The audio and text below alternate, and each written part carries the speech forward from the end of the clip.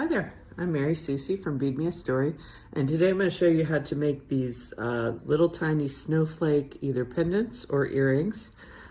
Just to pick one of these up and show you, this weighs virtually nothing. It's made with some jump rings, so I would consider this chainmail pattern, and it's made with rubber O-rings, which are practically weightless. So let's go ahead and get started, and I'll show you how. Okay, so to get each snowflake started, the first thing we're going to need to do is take our 7.4 millimeter rubber O-rings. These are our really skinny ones, and they match the size of an 18 gauge 3/16 jump ring. The other thing we need is our 3 millimeter O-rings, so I have these all laid out for me. And then I need a piece of bead wire. Now, what you want to choose in your bead wire is the thickest one that you have, because the worst thing you can do is use this with your rubber O-rings and accidentally tear through the rubber rings. So if it's too small and too sharp, could possibly do that. So just try and pick the bead wire that you have that's the thickest, maybe a 19 strand or 49 strand. You only need 3 inches of it. So you can probably use this piece again and again. Okay, so what I'm going to do is, you notice I split this in half. I didn't do it exactly at the middle point. I let one of these come up a little bit higher. I'm going to use this as a needle. So I have my 7.4 millimeter rubber O-ring on here, hanging in the middle of it. Okay, where the little bend is there. And then I'm going to pick up my first 3 millimeter O-ring. Okay, I'm going to pull that down. And I'm just going to pull it on top of the rubber O-ring, of the white one, or the 7.41. Okay, and we're going to need to do that 18 times. So depending on the colors you're working with or the project you're working on, we're going to need to prep all of these before we put our snowflake together. So this is most of the work right here, is pulling these little rings on. You can do this in front of the TV at night, because there's not a whole lot of jump ring work in this project. So once you get all of your O-rings mounted on top of one another, you're pretty much ready to put the piece together, and it actually only takes just a few minutes to do that. So it's a very simple project. Okay, so we're going to keep going with that. I am making a rainbow today, so that's going to be fun. I've never tried one of these in this particular pattern. And so I've got the candy red, I use the bright orange, the buttercup yellow, green, blue wave, and violet, okay, to do this with. So those are the colors I'm using. You can pick out whatever 7.4 millimeter O-rings that you want, and whatever 3 millimeter O-rings you want to use. Okay, so now that I've finished applying all of my smaller rubber O-rings and pulling them onto my larger rubber O-rings, not that any of these are very big, we're going to go ahead and start making little triflowers. So what I want to do is, I want to go ahead and pre-open all of my jump rings, because why not? This is going to be pretty quick, but if you didn't, that's okay too. You can open them one at a time. I'm going to pick up my first rubber O-ring with the red. I'm going to start with red and just go in rainbow order here. Okay, so I pick up one side and I pass through that jump ring on one side, and I'm just going to fold this little guy in half. So see how that little small rubber O-ring that I added to this kind of split the piece in half, so that now I have two sides that I can pass through on it. Okay, so I'm gonna push that over to the right so it's closer to my pliers. If you're left-handed, it'll be the opposite, of course. And I'm gonna pick up a second one. So I'm going through the first hole of it and then folding it in half, going through the second hole. Now this time I want to choke up as much as possible, give myself some room over here, because now I need to put a third one on. Okay, so I'll go through the first hole, fold it in half, get through that second hole. Okay. Now what I like to do is use my table to hold that third one on so that I can get my pliers in here and grab this. This is the hardest part when you're gathering up these little Triflowers. And see, I grabbed either side of the jump ring to get that jump ring closed.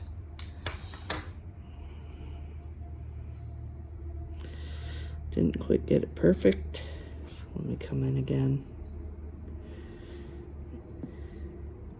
And the rubber O-rings are flexible, so you could kind of see how I kind of crammed that one down. You know, they're a little bit more mobile than and forgiving than if it was all metal. Okay, so can you see my little Triflower there? And these have all sorts of applications. It's not just this design. I have a ornament design, which already has a free tutorial for it. Hopefully you've viewed that already. But I also have some bracelets and things like that that we can do.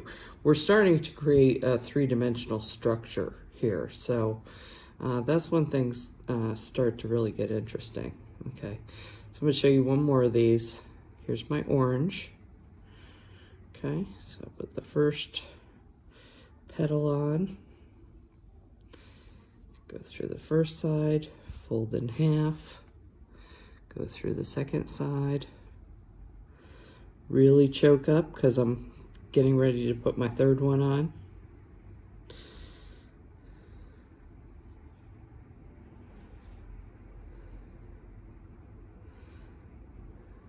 Okay, see how I'm cramming these onto here and really pushing them on. I use my table to help hold this in place so I can get it. Oops, sorry about that. You see what happens though? Need to get a good grip. The other thing too that I haven't mentioned before is I do have a smaller pair of pliers. I have a almost like a tweezer nose, bent nose plier from Xuron that I can use as well, and that would be appropriate for this. The only word of warning is, you know, the smaller and the sharper the tools get, the more likely you are to nick your rubber O-rings, and they can tear if you do that. So, you know, use what you can. You know, the fatter tools are going to be less likely probably to nick the jump rings, so that's probably a good thing. Okay, so I've got the red, I got the orange flower now, and I'm gonna go on and do yellow, green, blue, and the purple violet, and then I'll come back and show you how to put this all together. Okay, so you can see I have all my Triflowers ready to go, red, orange, yellow, green, blue, purple, and now we are going to put these together.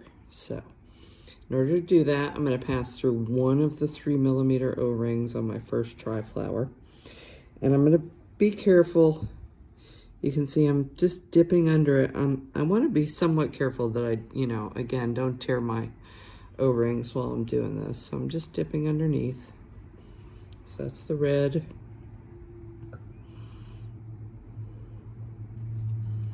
Got the orange.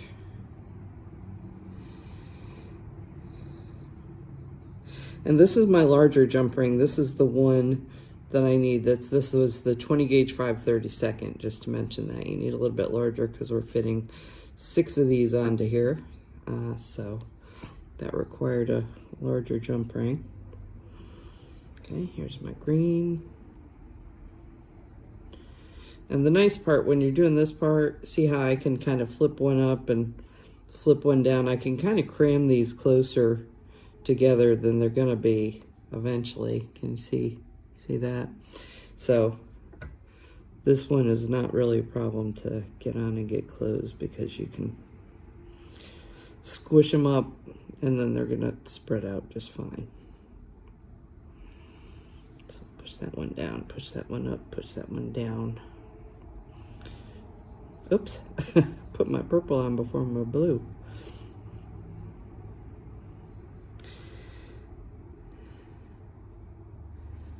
Blue, now the purple.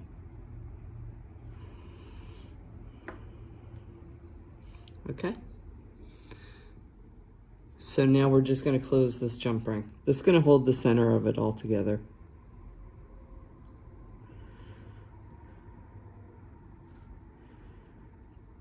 Okay, that looks good. And then I'm going to spread these all back out. Okay.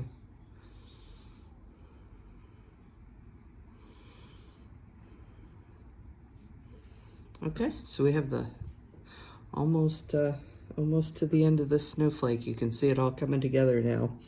Now what I'm going to do is take my remaining 6 jump rings that I have. This was the size that I made the Triflower out of. This is the 20 gauge 1/8 inch. And I am going to start linking these together. So in order to do that, all I'm doing is, so I'm grabbing one of my reds and I'm going to connect that to the purple that's beside it. Okay? Not hard. We'll just close that.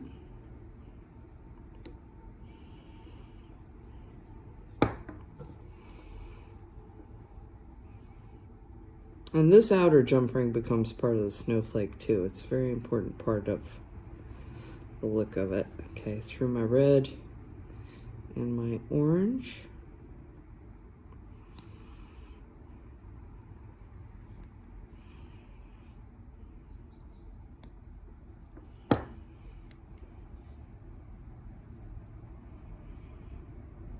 Orange and yellow.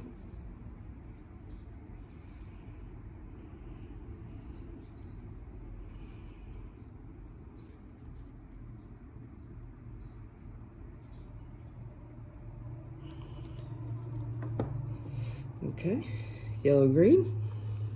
We're getting there, we're halfway. But you can already start to see how that outside jump ring is an important part of this snowflake. That's kind of like the outer spoke of it. So keep that in mind as you choose your colors and your patterns and things like that, that will be contributing to the look. Okay, 2 more.